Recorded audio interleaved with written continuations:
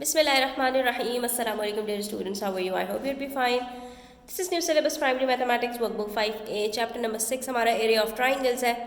आज हम करने जा रहे हैं area of triangle worksheet number 2 page number 123 पर question number 2 area of triangles मालूम करना है हमें. ठीक है, कुछ शेडेड पार्ट्स हमें दिए गए हैं और इसका हमें एरिया फाइंड आउट करना है. एरिया निकालने के लिए ट्राइंगल का सिर्फ दो चीज़ें आपको चाहिए होती हैं स्टूडेंट्स, एक उसकी बेस और एक उसकी हाइट. ट्राइंगल जिस तरह मर्जी बना हुआ हो, सिर्फ आपने तलाश ये करना है कि एक मुझे बिल्कुल सीधी लाइन ड्रॉप होती हुई नज़र आ जाए और एक मेरे पास बेस नज़र आ जाए. ठीक है, यहाँ पर अगर आप गौर से देखेंगे तो मेरे पास ये राइट एंगल ट्राइंगल है, जिसमें एक एंगल भी राइट एंगल का नज़र आ जाए तो वो राइट ट्राइंगल कहलाता है. राइट ट्राइंगल का फ़ायदा सबसे बड़ा ये होता है कि उसके अंदर एक साइड आप बेस ले लीजिए, दूसरी साइड आप हाइट ले लीजिए और दोनों को मल्टीप्लाई करके हाफ कर दीजिए, आपको एरिया ऑफ ट्राइंगल आसानी से पता चल जाएगा. ठीक है, तो यहाँ पर मैं एरिया डिनोट करती हूँ ए से और मैं कर देती हूँ half multiply by base multiply by height.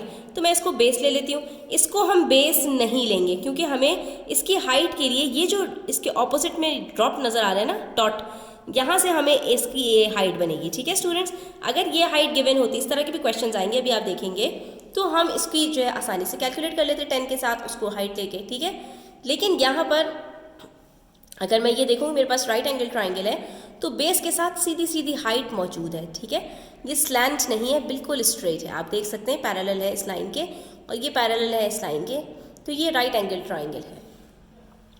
हमें सिर्फ क्या करना है, बेस निकालनी है 6 और हाइट लेनी है 8 और इन दोनों को मल्टीप्लाई करेंगे. 6 8 48 अपॉन 2, तो हमारे पास एरिया आ जाएगा 24 सेंटीमीटर स्क्वायर. ठीक है, कितनी आसानी से हमने कैलकुलेट कर लिया. अब आ जाइए पार्ट बी की तरफ. यहाँ पर आप देख सकते हैं कि आपके पास एक ट्राइंगल है दोबारा से. ठीक है, इन्होंने यहाँ पर आपको बता दिया है कि 10 मीटर्स है. उसके बाद ये आइसोसेलेस ट्राइंगल है जिसमें दो साइड्स आपके पास इक्वल हैं और यहाँ पर आपको जो ट्राइंगल दिया है ये राइट एंगल ट्राइंगल नहीं है. ठीक है, आप देख सकते हैं कहीं पर भी 90 डिग्री नहीं बन रहा, ये भी 90 डिग्री नहीं है, ये भी 90 डिग्री नहीं है, ये भी 90 डिग्री नहीं है. ऐसे ट्राइंगल में हमें जो बेस हम जिसको लेते हैं उसके ऑपोजिट जो हमारे पास वर्टेक्स होता है उससे हमें एक परपेंडिकुलर चाहिए होता है, यानी कि एक एल शेप में बनने वाली लाइन चाहिए होती है हमें, जो बिल्कुल सीधी सीधी ड्रॉप हो जाए बेस के ऊपर. ठीक है, तो यहाँ पर हमें मिल गई और यही इसकी हाइट बनेगी. स्टूडेंट्स, बेस आपने ले ली 10 मीटर्स और इसके ऑपोजिट वर्टेक्स के ऊपर ले लिए हाइट 12 मीटर्स, तो आप आसानी से इसका एरिया कैलकुलेट कर लेंगे. ठीक है, तो यहाँ पर आपने क्या करना है, बेस लेना है 10 को और हाइट लेना है 12 को. यहीं पर मैं सिंप्लीफाई कर लेती हूँ, 5 12 मेरे पास आ जाएगा आंसर 60 सेंटीमीटर स्क्वायर. ठीक है, अब ज़रा देखिए पार्ट सी. कुछ टेढ़े मेढ़े ट्राइंगल्स भी आ जाते हैं स्टूडेंट्स कि जहाँ पर हम कोई सी भी बेस उठा लें हमें उसके ऑपोजिट में वर्टेक्स नहीं मिलता. वो कौन सा ट्राइंगल होता है, ऑब्ट्यूज ट्राइंगल होता है, जिसमें एक साइड हमारे पास जो है वो 90 डिग्री से भी बड़ी निकल आती है. ठीक है, तो अब यहाँ पर मैं देख सकती हूँ कि ना ये मेरे पास राइट एंगल है, ना ये, और ऊपर से मेरे पास इसके ऑपोजिट में यहाँ पर कोई वर्टेक्स नहीं है, ना इसके ऑपोजिट में यहाँ पर वर्टेक्स तो बन जाएगा, यहाँ पर मेरे पास एक वो आ जाएगी, लेकिन यहाँ से भी राइट एंगल ट्राइंगल नहीं बनेगा. मुझे राइट एंगल के लिए जो ऑपोजिट वर्टेक्स होता है स्टूडेंट्स, उससे बिल्कुल एक सीधी लाइन चाहिए होती है. तो ऐसी सूरत में स्टूडेंट्स जब हमारे पास जो ट्राइंगल है उसके अंदर हमारे पास कोई स्ट्रेट लाइन ना बन सके किसी भी बेस से लेकर ऑपोजिट वर्टेक्स के ऊपर, तो ऐसी सूरत में स्टूडेंट्स हम क्या करते हैं कि अपनी कोई भी एक बेस लेते हैं और उसको बाहर की तरफ एक्सटेंड कर सकते हैं, जैसे आप इस क्वेश्चन में देख सकते हैं. तो हमने अपनी बेस को क्या किया, बाहर की तरफ निकाला दोनों तरफ से, और जिस पॉइंट पर ये मीट हो रहा था वहाँ तक हम लेकर आए, तो हमें ये राइट हमें जो है वो एंगल मिल गया. ठीक है, ऐसा हम क्यों करते हैं, सिर्फ ये हाइट को लेने के लिए कि इस ट्राइंगल की हाइट कितनी है, क्योंकि अगर मैं ये बेस ले रही हूँ तो इसके ऑपोजिट में वर्टेक्स कौन सा है, ये वर्टेक्स है, और यहाँ से अगर मैं इसकी लाइन यूँ करके ड्रॉ करूँगी तो ये कभी भी स्ट्रेट लाइन नहीं बनेगी, ये तो स्लैंट लाइन बनेगी. इसकी जो स्ट्रेट लाइन है वो बाहर की तरफ ही बन सकती है, इसलिए हमने इसको इस तरह से किया है. अब हम क्या करेंगे, इसकी बेस वही लेंगे जो हमारे पास 6 मीटर्स है.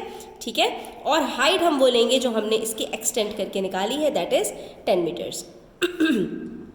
उसके बाद यहीं पर इसको सिंप्लीफाई कर लीजिए, आपके पास आंसर आ जाएगा 6 5 30 सेंटीमीटर स्क्वायर. ये हमारा एरिया निकल आया है. ठीक है। इसी तरह से हमारे पास यहाँ पर एक ट्राइंगल है स्टूडेंट्स, आप देख सकते हैं कि हमने ये वाली बेस ली है 24 सेंटीमीटर्स।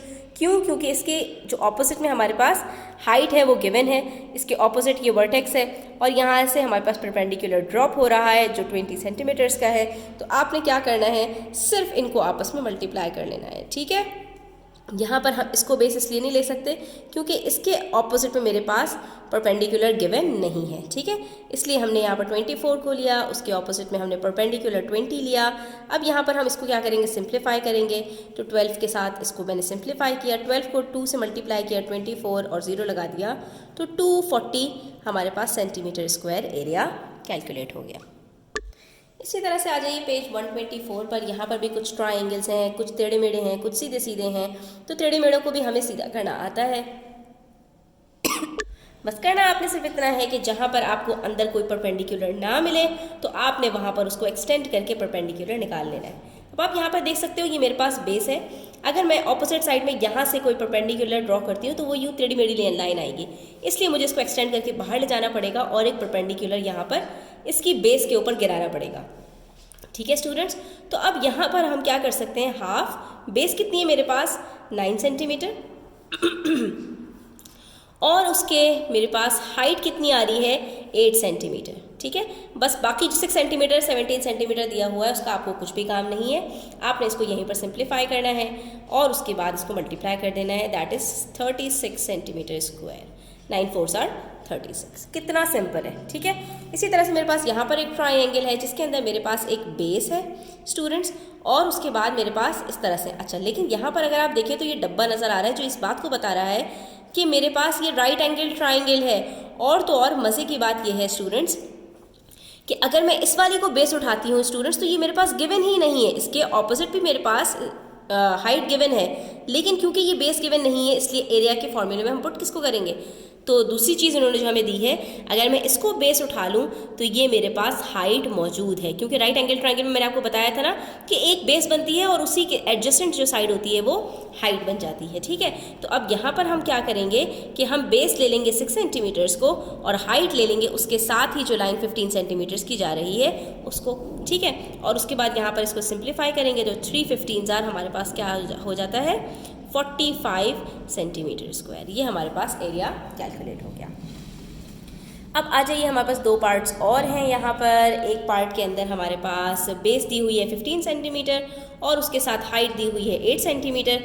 तो हमने बस यही करना है कि 8 से मल्टीप्लाई करेंगे और 15 से मल्टीप्लाई करेंगे, यहाँ पर सिंप्लीफाई करेंगे तो हमारे पास एरिया निकल आएगा 4 15s are 60 सेंटीमीटर स्क्वायर। जो बाकी आपको लेंथ्स दी हुई है ना उसका आपको कुछ भी नहीं करना, आपने सिर्फ पहचानना है बेस को और हाइट को, ठीक है। अगर आपने इसको पहचान लिया तो आपका मसला हल हो गया, ठीक है। अब आ जाइए स्टूडेंट्स, यहाँ पर आपके पास एक ट्राइंगल दिया हुआ है जिसके अंदर 10 सेंटीमीटर है, उसकी हाइट भी गिवन है 8 सेंटीमीटर, लेकिन हमें इस ट्राइंगल का कुछ करना ही नहीं है, हमें तो इस शेडेड पार्ट का एरिया कैलकुलेट करना है। तो स्टूडेंट्स हमें इसकी बेस तो नज़र आ रही है कि हम ये तो आसानी से निकाल सकते हैं। क्यों? क्योंकि ये जो पूरी लेंथ है ये 14 सेंटीमीटर है और जो ये जो वाइट पार्ट है ये 10 सेंटीमीटर है। तो शेडेड पार्ट कितना होगा 14 - 10 दैट इज़ 4 सेंटीमीटर, ठीक है। तो हमें बेस तो पता चल गई एरिया निकालने के लिए, और वो कितनी है 4 सेंटीमीटर। अब हाइट की बात आती है तो हाइट इसकी गिवन नहीं है, कोई बात नहीं, इसकी हाइट गिवन नहीं है तो इसका जो ये वर्टेक्स आपको नज़र आ रहा है ये तो हाइट गिवन है, ये हाइट गिवन है, यही हाइट इस ट्राइंगल की भी है। यानी अगर मैं इसकी हाइट बनाऊंगी तो वो कितनी बनेगी, यही तो बनेगी, तो वो ऑलरेडी मेरे पास गिवन है। आपने देखना ये है कि मेरे मतलब की चीज़ कहाँ पर है, बस वो कहीं पर भी हो आपने वहाँ से उठा लेनी है। यहाँ पर मैंने देखा 8 सेंटीमीटर हाइट गिवन है, जो मेरा ट्राइंगल है उसकी भी हाइट यही है। मैंने यहाँ पर सिंप्लीफाई किया, 2 को 8 से मल्टीप्लाई किया और एरिया कैलकुलेट कर लिया। तो देखा आपने कितनी आसानी से हमने एरिया ऑफ ट्राइंगल कैलकुलेट कर लिया अल्लाह की मदद से। आई होप स्टूडेंट्स कि आपको ये काफ़ी क्लियर हो गया होगा, और कोई क्वेश्चन हो तो कमेंट सेक्शन में पूछिएगा। Thanks for watching the video till the end, take care, Allah हाफिज़।